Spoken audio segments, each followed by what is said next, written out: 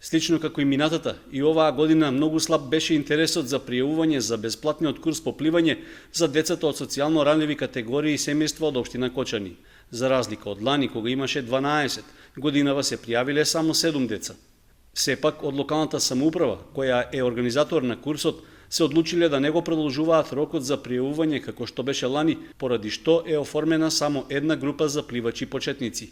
Курсот по пливање започна минатата недела и веќе е при крај, при што посетителите веќе ги совладуваат основите на пливањето. За пријавувањето немаше посебни критериуми, односно доволна беше желбата на децата да научат да пливаат, при што требаше да достават потврда дека еден од родителите е примател на социјална помош или се води како невработено лице во Агенцијата за вработување.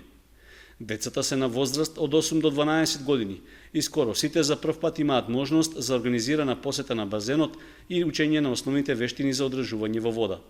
Обуката на децата ја врши наставник по физичка култура, а временските услови го диктираат одржувањето на часовите.